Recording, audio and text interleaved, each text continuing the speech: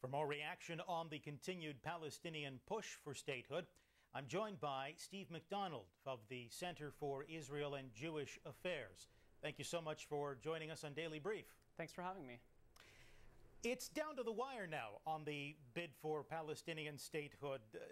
Do you take it for granted now that this is heading for a vote at the UN? Well, regardless of what happens here, this bid won't create a Palestinian state. In fact, whatever it does on paper, frankly, doesn't matter in the end, because the majority of Israelis themselves support a Palestinian state. But there's an important transaction that needs to take place under international law before that can happen. The Palestinian and Arab leadership are first to provide Israel with peace and security guarantees, and following that, Israel would then be required to withdraw from territory slated for a Palestinian state. This can only happen through direct negotiations between the two sides. That is the position endorsed by the international community for 4 decades. It has been upheld by every Canadian government for over 40 years. And this bid will turn that formula on its head and attempt to create a Palestinian state, not through peace, not through negotiations, but a Palestinian state which would effectively be a state in perpetual conflict with Israel. So that would be the consequence then, perpetual conflict? Sure, because this bid avoids negotiations, which is something that the Palestinians have done for over 2.5 years now, with the exception of 1 month in that period.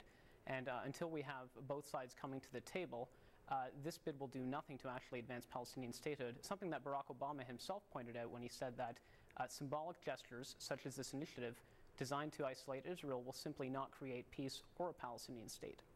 Now, the Palestinians themselves will say that this would be a good way to get Israel to come to the negotiating table. I mean, each side is accusing the other of not really negotiating. What would your response be to that? Well, my response would be that the Palestinians would have moral credibility in saying that had they accepted any offer that Israel had made in the past 2.5 years to meet without precondition and negotiate, again, like I say, with the exception of 1 month last year. Bringing it back to Canada for a second, you know, opposition to this UN bid has cross-party support in Canada. Both the Liberals and the Conservatives have said that they oppose this initiative. In terms of the NDP, I've been told that a number of their leadership candidates are now considering endorsing this initiative, which would be a radical departure from the position that Jack Layton himself took in supporting direct negotiations as the only way forward and in opposing unilateral steps. So I think that those NDP candidates need to realize that they're making themselves complicit in a policy and an approach that will only condemn another generation of Palestinian and Israeli kids alike to more conflict and violence. Would the Israeli approach to the entire issue of peace in the Middle East, of a peace agreement with the Palestinians, change should the statehood bid become successful? Well, again, this is simply a paper initiative. Nothing's going to change in the Middle East until we have direct negotiations and compromises from both sides.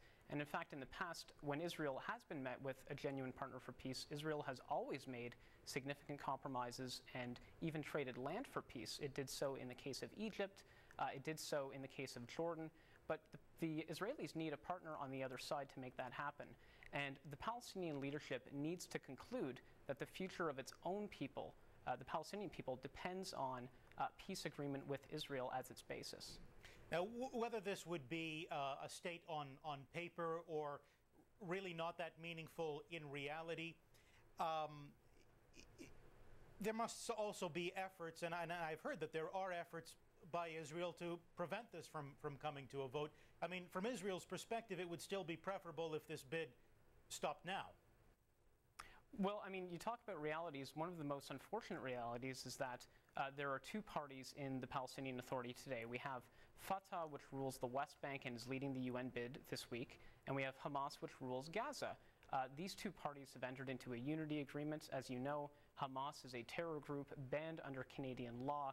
It has, just this past spring, issued a statement mourning the death of Osama bin Laden as a, quote, holy warrior. It has murdered hundreds of Israeli civilians in suicide attacks.